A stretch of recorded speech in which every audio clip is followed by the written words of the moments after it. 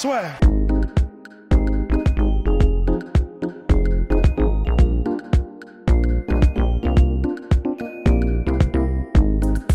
Bonjour à toutes et à tous, bienvenue dans le podcast Assure. Nous sommes de retour pour jouer un mauvais tour avec Monsieur Polydomso. On va parler de Francis Ngannou qui revient contre Jairzinho Rozenstruik. Mon cher Polydomso, que penses-tu de ce combat-là qui a été annoncé la semaine passée?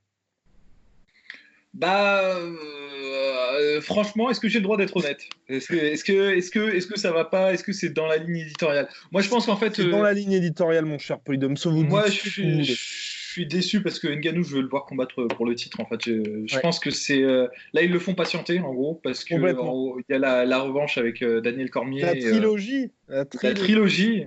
Et en parlant de trilogie, pareil que le dernier Star Wars, il pue la merde. Ouais, mais je sais. Donc voilà, ça c'est dit, tu vois, ça c'est dit. Tu l'as vu? Non, tu l'as pas vu. Non, mais moi déjà les derniers Jedi, laisse tomber quoi. Oui, Ça portait bien son titre quelque part. Exactement. Ouais, non, il paraît qu'il est vraiment pas ouf. Enfin. Ouais, bon, non mais ça est pareil. En revanche, le truc, dernière fin de parenthèse, après on y retourne. Watchmen, ça pue la merde, quoi. Ça pue la merde. Watchmen, c'est terrible. Ouais. Parce que moi, j'ai commencé The Witcher. Pas mal. Ah ouais, alors ça, je me le réserve.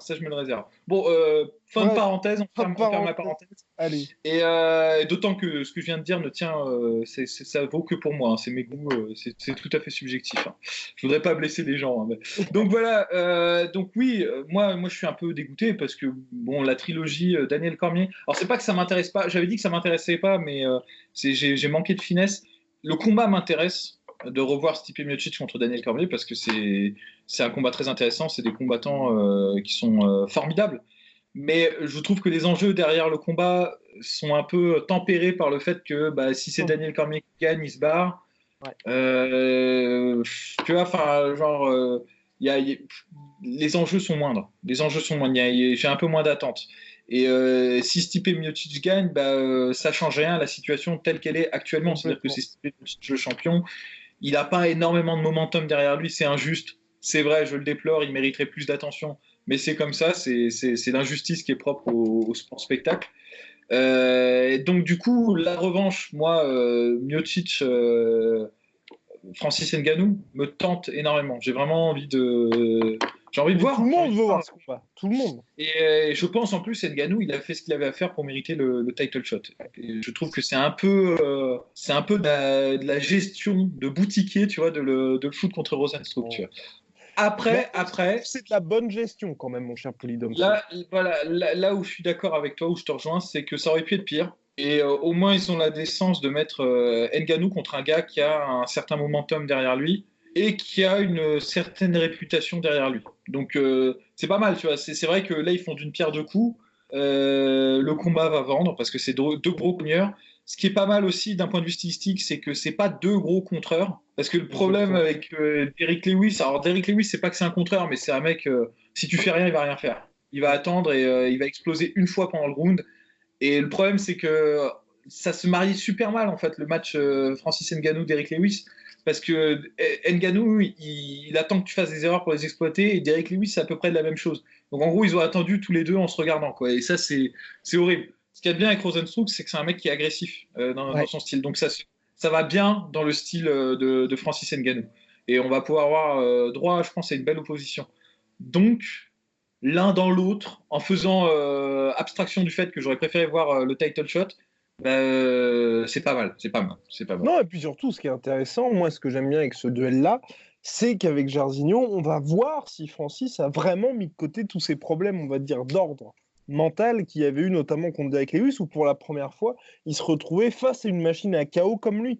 Et comme le disait Fernand Lopez, c'est vrai que Francis Ngannou, qui est vraiment la grosse machine à KO de l'UFC, il a aussi quelque part cette appréhension de se dire je vais peut-être pouvoir me faire un jour toucher assez durement. Et là, avec Jairzinho, il tombe sur un mec qui est aussi en pleine bourre à ce niveau-là. Certes, il y avait eu le combat contre Junior Dos Santos, mais c'est plus le même Junior Dos Santos qu'il y a 5 ans. Et donc là, on va pouvoir voir si face à un mec comme ça, qui reste donc sur un monstrueux KO contre Overeem et également contre Arlovski, et qui a, je crois, sur toutes ses victoires, une seule par décision, et ben on va voir si Francis Ngannou a vraiment réussi à gommer tout ça et va pouvoir être lui-même finalement. Ouais, mais bon, moi personnellement, je pense que faut savoir en fait se remettre dans le contexte. Le match contre Derrick Lewis, c'était vraiment spécial. C'est-à-dire, il a eu un énorme ascenseur émotionnel quand même. Ngannou, on le redira jamais assez, c'est que il a connu les feux de la rampe. Il a été mis sous les projecteurs comme Papy, Tonton Dana, sait très bien le faire quand il a un gars qu'il aime bien, tu vois.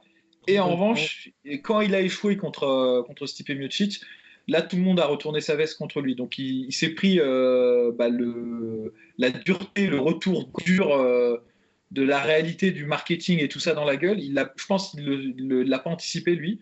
Et donc, ça, c'est déjà un truc énorme qui s'est mangé. Donc, mentalement, il n'était pas dans les meilleures conditions pour affronter Derrick Lewis. Et il est tombé contre un mec, je te dis, même stylistiquement, c'est-à-dire même si on refaisait le match aujourd'hui, je pense que ça se passerait mieux pour Ngannou personnellement, mais ce serait pas aussi amusant qu'on peut le penser, Ouais. parce que stylistiquement, ça va pas en fait. Si les deux, enfin je veux dire, Derrick Lewis, il est trop. En gros, Derrick Lewis, je te dis, si tu fais rien en face de lui, il va rien faire aussi. Il va juste attendre la fin du round pour exploser sur 3-4 coups, Ouais. et c'est tout, tu vois. Et comme Ngannou, c'est un peu pareil, il est pas si agressif que ça dans son jeu. Il attend, en fait. C'est-à-dire, il te met la pression, Mais après, il il met attend une que tu grosse déclenches. pression, c'est ça. Mais il impose une Voilà. grosse pression, il Mais, avance mais, vers mais toi. en fait, c'est pour ça que le match contre Derek Lewis s'était mal passé, c'est qu'il était trop psychologiquement atteint pour mettre la pression. Donc, il n'a pas mis la pression qu'il met habituellement. Et comme du coup, il n'a pas mis la pression, il n'a pas fait réagir Derek Lewis. Et donc, du coup, il n'a pas Ouais. pu installer son jeu de contre. Chose qu'il n'a pas faite contre Junior Dos Santos. Mhm. Et contre Junior Dos Santos, il a eu aucun mal à avancer, à vraiment tu vois, s'imposer physiquement face à Junior Dos Santos. Donc, euh, donc, donc voilà, je pense pas qu'il y aura un problème psychologique contre Rosenstruck parce que Rosenstruck, c'est un mec qui agresse en fait.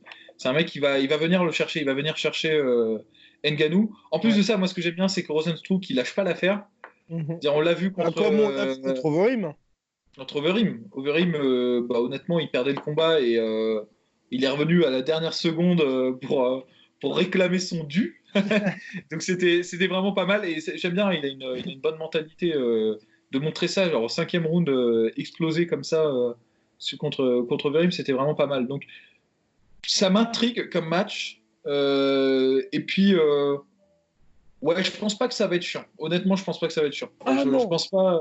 non, moi je pense pas non plus. Moi c'était plutôt dans le sens quand je disais ça, c'est voir si Francis va vraiment toujours être se comporter de la même manière et puis va finalement mettre la pression et n'aura pas cette ouais c'est ça cette appréhension par rapport à Rosenstruck. Mais je pense à mon avis que si on a le Francis habituel, ça va pas faire long feu et je pense qu'il va s'imposer assez tranquille, enfin assez tranquillement par KO et assez rapidement donc contre notre cher Rosenstruck. Et Alors, alors allez-y mon cher. Alors Rosenstruck, il est quand même dur, hein, il est quand même Oui, oui. dur et puis il a une grosse carrière quand même en striking. Donc Ouais. moi je pense pas, je vais me mouiller, je pense pas que ça se terminera au premier round, honnêtement. Enfin, Non, non, deuxième. Moi, je vois KO deuxième. c'est ça, d'accord. Non, je sais pas. En fait, c'est toujours l'inconnu avec Ngannou, c'est qu'on a du mal à jauger en fait de la puissance du gars, tu vois. Enfin, Ouais. c'est toujours difficile de se dire, moi personnellement, j'aimerais beaucoup. Alors, s'il y a un truc qui serait cool dans la perspective du match contre Stipe Miocic, j'aimerais beaucoup que le combat dure longtemps en fait contre Ouais. Rosenstruck pour voir si confronté à quelqu'un qui vient le chercher, qui a pas peur de lui et qui met la pression, Ngannou est capable de maintenir son jeu, de maintenir sa lucidité, Mhm. tu vois, parce qu'en fait, je pense contre Stipe Miocic, faut qu'il change, faut pas qu'il refasse ce qu'il a fait au premier combat. Si jamais il l'affronte à nouveau, faut pas qu'il lui rentre dedans tel un bulldozer, tu vois. Faut qu'il fasse Ouais. du Ngannou en attendant et en essayant de contrer Miocic. Le truc, c'est que, en fait, est-ce qu'il est capable de faire ce jeu de contre et de déplacement sur 5 rounds? On ne le sait pas, ça. On le sait Mhm. toujours pas, en fait. Euh, Ouais. et si ça peut être comme un tour d'essai contre Rosenstruck, ce serait vraiment bien. S'il peut écarter enfin tous les doutes là-dessus, plutôt que de se dire doute psychologique, parce que moi, j'y crois pas trop là-dedans, plutôt que enfin, tu vois, genre écarter définitivement cette interrogation, de montrer oui, je suis toujours performant au quatrième, au cinquième Ouais. round, toujours capable d'avoir des contres qui sont venimeux. Mhm. Bah ça franchement ça serait pas mal. S'il arrive, tu vois par exemple, ce qui serait génial c'est que le combat soit disputé et qu'ils mettent KO Rozenstruik au quatrième ou au cinquième round. Là tu vois je me dirais putain là c'est bien il part bien contre Stipe Miocic. Tu vois. Ouais. Mais c'est vrai que c'est tellement compliqué pour Francis, ce qui est tellement puissant, c'est de se dire que si met KO Rozenstruik au quatrième ou au cinquième, c'est-à-dire que mine de rien, Rozenstruik tient bien. Ah oui. Mais en fait le truc le truc c'est que Rozenstruik moi je sais que même si enfin je sais je pense savoir de ce que j'en ai vu parce que j'ai pas vu tous les combats de Rozenstruik. Bah, c'est que ce qu'il a montré en tout cas contre Alistair Overeem, c'est qu'il peut vraiment perdre les 4 rounds Ouais. et toujours y aller. Donc éventuellement contre Ngannou, il pourrait peut-être même prendre un knockdown, voire peut-être même deux. Et s'il n'est pas fini. Bon, après, le truc, c'est qu'Ngannou, il te laisse pas trop lever. Hein. Généralement, quand il t'a mis knockdown, il te lâche pas. Et aussi, en fait, ça joue aussi pour l'arbitre. C'est-à-dire, il y a un peu, c'est aussi ça qui joue contre Ngannou, c'est que bon, il n'y a jamais eu de fin litigieuse, en tout cas sur ces derniers combats. Tu vois, mais ce que je veux dire, c'est que quand tu es arbitre d'un combat entre Ouais, Ngannou et un mec, dès que tu vois le mec qui tombe au sol et Ngannou qui arrive, il commence à envoyer des gros coups de battoir comme ça, tu te ouais. dis, bah, je vais pas faire Shevchenko Montano, quoi. Je vais pas attendre comme ça pendant 3 rounds pour voir. Non, t'arrives tout de suite, fais stop, tu vois. Et donc c'est aussi pour ça, tu vois. Mais bon, allez, j'aimerais bien voir quand même le truc durer un peu plus longtemps. Tu vois. Ça c'est clair. Et ben voilà, mon cher Poidomso. Ensuite, de toute façon, Francis méritera, en cas de victoire, évidemment, title shot. Mais c'est vrai que ça va être intéressant pour cette catégorie violette parce que John Jones l'avait dit, je crois, il y a quelques. En septembre, il se tâtait à affronter Stipe Miocic. Enfin, il y a tellement de choses qui vont dépendre de Daniel Cormier que c'est. Enfin, je trouve, je suis entièrement d'accord avec toi, cette trilogie, c'est cool pour DC, c'est cool pour Miocic parce qu'ils vont se faire de l'argent, mais niveau enjeu et niveau suite ça va être ça. Il y a quand même beaucoup de risques que ce soit un petit peu le bordel pour la catégorie. Ouais, et puis bon, mine de rien, moi, si je peux te donner le fond de ma pensée personnellement dans ce combat, c'est que j'ai pas trop envie que Daniel Cormier gagne parce que bah, bon, ce serait cool pour Daniel Cormier, honnêtement, Oui, parce que comme ça, il peut partir sur sa victoire, il est content, c'est il part en ça. retraite. Mais j'ai pas trop envie qu'il gagne parce qu'il fout un bordel dans la catégorie, tu vois. Genre après, bah, il a battu le champion, il se barre. Même si Stipe regagne le titre, on va dire bah ouais, mais t'es pas vraiment champion, t'as perdu ta trilogie contre Daniel Cormier. Enfin voilà, blablabla, on sait ce que c'est, tu vois. Mais le problème, c'est que si Stipe gagne, je pense pas qu'il va mettre KO au premier round de Daniel Cormier. Ouais. Je pense qu'ils vont encore faire une guerre. Et le truc, Mhm. c'est que Stipe, il perd des points de vie à chaque combat, quoi, tu vois. Ouais. Et là, non, mais ouais, parce qu'il a eu Ngannou, le KO Ouais, contre non, Daniel Cormier. c'est clair. Le deuxième combat contre Daniel Cormier, il a pris un énorme tarif aussi sur le Ouais. combat, tu vois. Même s'il le gagne, super, mais pendant 3 rounds, il a pris, tu vois. Ah Vraiment, bah il il a perdait mangé. au point de toute façon. Ouais, bah ouais, non, carrément. Et je pense que s'il refait un combat contre Daniel Cormier et qu'il gagne, je pense que, bah, pareil, il va encore prendre tarif. Donc, enfin, moi personnellement, je me dis, on a un Stipe Miocic qui s'amoindrit de combat en Oui, je suis combat. entièrement d'accord. Et du coup, ça fait perdre de la valeur au titre aussi, tu vois. Parce Mhm. qu'après, mettons que Ngannou, il explose Rozenstruik, premier round, tu vois. Que Stipe gagne tant bien que mal, tu vois. Il arrive à gagner au prix d'une énorme guerre contre Daniel Cormier, parce que je pense en plus Cormier va venir ultra motivé parce que ce sera son dernier combat, donc il va tout donner, tu vois. Bah, il y a des chances que Ngannou arrive et mette que KO Stipe genre sur un coup, tu vois, après Ouais. tu vois, derrière, Ouais. parce que Stipe sera trop usé. Et en fait, ça voudra rien dire du tout. Tu vois, Mhm. je suis pas en train d'essayer d'amoindrir la future victoire. Non, c'est pas ça que je suis en train de dire. C'est que moi, j'ai envie de voir Ngannou contre un bon Stipe, parce que Stipe, il a Ouais. vraiment montré un challenge à Ngannou. Tu vois, il a vraiment montré une Ouais, puis on est résistance, un d'accord que truc. mine de rien, ce premier round, qui est quand même un round complètement fou entre Stipe Miocic et Francis Ngannou, si t'as un Miocic qui est amoindri, quand il se fait connecter et qu'il tombe, je suis entièrement d'accord avec toi, KO. tu n'apprends KO. rien du tout. Ouais. Ouais, bah oui. Parce qu'après, en revanche, il a déroulé son jeu contre Ngannou. Il a montré plein de trucs super malins contre Ngannou. Même si on est d'accord, je suis tout à fait d'accord avec ce que disait Fernand Lopez. Il dit pas ça pour défendre Ngannou ou pour Mhm. défendre son job de coach. Mais Ngannou, il y allait avec le pire game plan possible Mhm. contre Stipe Miocic. De foncer dans le tas contre un mec qui sait se déplacer, qui sait bien boxer, et qui sait bien lutter, c'était pas la bonne stratégie, quoi. C'était pas la Mhm. bonne stratégie. Donc, c'est intéressant de voir Ngannou contre un mec qui lui demande des efforts. Parce que tu vois, Ngannou, il met KO tout le monde. Mais là, contre Stipe Miocic, il est forcé en fait de s'affiner et de développer une stratégie. Et donc, en fait, en gros, il est forcé de passer en Super Saiyan, quoi, tu vois. Genre. Et moi, j'ai envie de voir, en fait, Ngannou monter de niveau, tu vois. C'est ça qui est fascinant avec un mec comme ça. S'il continue d'éclater les gens en un round, on n'apprendra rien sur lui Ouais. et lui-même, en fait, ne progressera plus, tu vois. Tandis Mhm. que s'il combat un mec, un Stipe Miocic qui en veut, qui a de l'énergie, qui n'a pas été usé encore dans une guerre contre Daniel Cormier, bah, on va voir s'il a été capable de faire les ajustements et donc de progresser pour battre cette version-là de Stipe Miocic. S'il arrive contre un Stipe Miocic qui est l'ombre de lui-même, bah, il va le mettre KO en 30 secondes. On Ouais. sera tous contents parce qu'on aura un champion francophone, français, franco-camerounais d'ailleurs. Mhm. On sera super heureux. Moi, le premier, je serais super heureux pour Francis Ngannou. Et je me dirais, merde, c'est con, tu vois, On n'aura rien appris. on n'aura rien appris, quoi. Mais Non, bon, là, je pinaille comme un enfoiré. Hein. non, mais après, Je- c'est vrai, mais après, t'as raison, parce que c'est vrai qu'aujourd'hui, Stipe Miocic, c'est un peu le dernier, quand on regarde les rankings heavyweight, qui peut poser problème à Francis Ngannou, on va dire, dans ce qu'il a sur la table, parce qu'il y a aussi Curtis Blades, mais c'est vrai que Curtis Blades, comme il a perdu 2 fois par KO, bon, bah, voilà, enfin, la kryptonite de Curtis Blades, c'est Francis Ngannou. Mais c'est vrai que tous les autres, ce sont des strikers, donc c'est très, très compliqué à ce niveau-là. Puis sinon, il y a Oleinik, mais il est quand même Ouais, bien en retard. Voilà. c'est bien. Non, c'est vrai, dans l'immédiat, il n'y a personne Ouais. qui arrive là, qui pose une vraie menace pour Ngannou, tu vois. Ouais. Et le seul, c'est. Bah, et si, il y a Daniel Cormier, mais Daniel Cormier, il va se barrer s'il gagne. Voilà. Il y a John Donc Jones. voilà. John Jones, peut-être? Mais moi, j'y crois pas, moi, ça montait au titre, ça montait en poids lourd. Donc, Ah ouais? quand je dis que je ne crois pas à quelque chose, surtout sur le podcast La Sueur, bah, ça s'accomplit derrière. Donc peut-être que finalement, ça va déclencher la montée en poids lourd Oui, de John non. Jones. Mais Mais ça j'y fait des années crois. qu'il le dit, tu J'y vois. Ah ouais? j'y Ouais, je sais crois, pas. mon cher Polydomso. Là, il y a plus. En vrai, une fois qu'il. Après, c'est terrible, et j'avais déjà dit ça avant Dominique Reyes. Mais là, Ouais. si pas Dominique Reyes, t'as vraiment plus personne. Enfin, il va pas faire Blakovic. Enfin, Moi, Jones franchement, Blakovic en main event, ça me ferait quand même un petit peu mal. franchement, je te dis, depuis qu'il a battu une deuxième fois Daniel Cormier, victoire, overturn. Mais bon, depuis qu'il a Ah, battu une deuxième fois, moi, je Gustafsson pense qu'il a. quand même. Gustafsson. Moi, déjà, pour moi, c'était déjà un combat qui était superfétatoire, quoi. Il était Ah oui. vraiment en plus, quoi, tu vois. Parce que c'était Gustafsson, il était plus. Tu vois, c'était pas comme si Gustafsson, il avait enchaîné les victoires, il avait Ouais, été ouais, super complètement. actif.